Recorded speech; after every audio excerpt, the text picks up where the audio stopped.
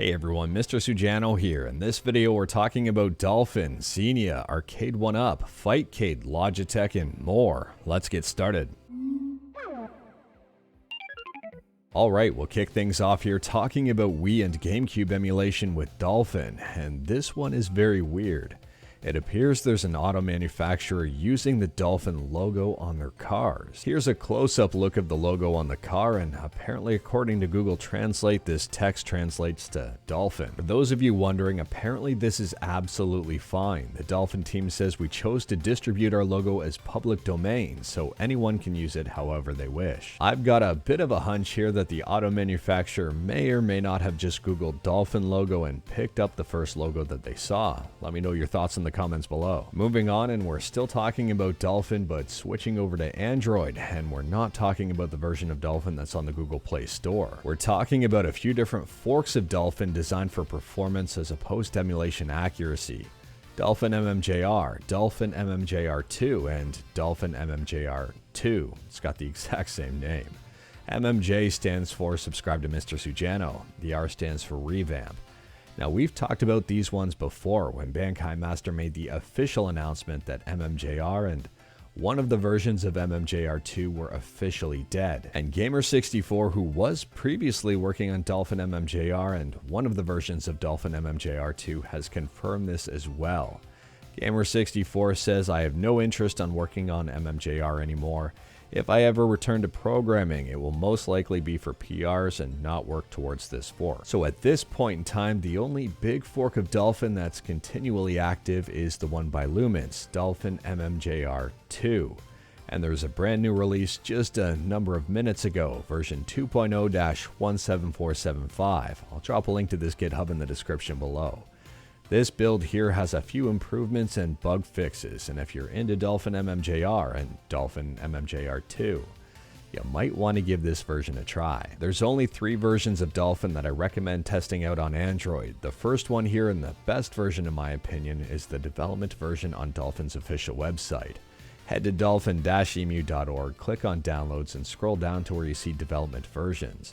One was just released 8 hours ago. The second place is heading to the Google Play Store and picking up the official version of Dolphin, and if neither of those versions are working for you, check out Dolphin MMJR2. Next up, we're talking about Xbox 360 emulation on PC with Xenia. There's 2 different versions of Xenia on GitHub, and I'll drop a link to both in the description below. The first one here is the main build of Xenia, and version 1.0.2769 just released. This one here is a minor fix for the interpolator. The second version of Xenia on GitHub is Xenia Canary, and this one also got a brand new release. If you're looking for the version of Xenia with the best performance possible, at this point in time it's Xenia Canary, so feel free to check out that link in the description. Next up, we're talking about Fightcade. If you don't know what Fightcade is, I've done a few videos on it. Feel free to check out one on this channel, but at a high level here, it's a great way to play a whole bunch of different games online in a competitive format. SNES, Dreamcast, arcade games, Fightcade has a whole bunch. It is free and it's worth checking out, and it's going to be getting some very interesting updates. The first item being introduced is Rank Decay, so if you've played against a whole bunch of people and beat them in order to rank up, you gotta keep playing in order to keep your rank. You can't get to a certain rank and just refuse to play anymore and keep that rank.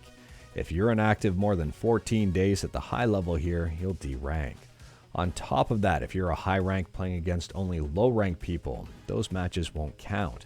You gotta play someone above you at your level or one level below you in order for those matches to count. The second thing being introduced has to deal with the frame rate. So Third Info here asks the question, is there any way to play online with forced 60 Hz refresh rate turned off? They want to play the same game speed as in the arcade. And Fightcade responded, the next update will use the game's frame rate instead of forced 60 Hz. I think from an accuracy point of view, a lot of people are going to like this brand new update, and as soon as I know more, you'll know more. Next up, we're talking about Arcade1up and Marvel vs. Capcom 2, and I got some not so great news for you. Cool Toy did a review of this brand new cabinet, and they didn't have some great things to say about it. It was a great review, and I'll leave a link to it in the description below, and I recommend checking it out. The points they raise here are valid, the review is thorough, and Well, this is not a good look for Arcade1up. I'm obviously not going over this review in detail, but at a high level it appears the price doesn't really justify the quality of the product. There are a number of different quality issues on here and a lot of concerning ones, which is really unfortunate for Arcade1up.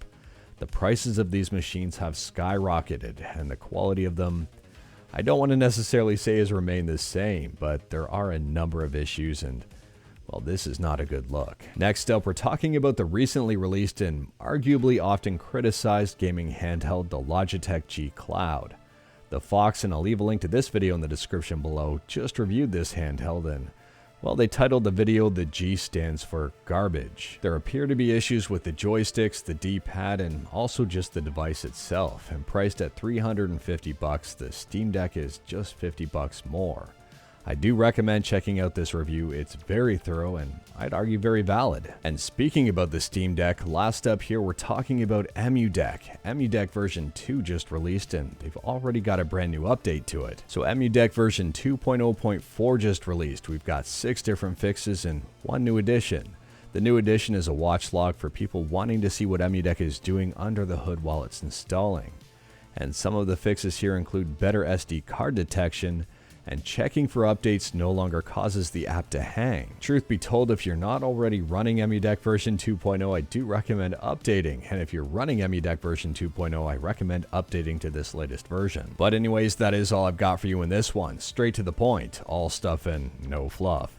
We talked about a whole ton today. Let me know your thoughts about absolutely any of it in the comments below. If you like this video, leave a like. If you didn't like this video, leave a like. Hit that subscribe button, check out my other videos, don't tempt fate, save your state.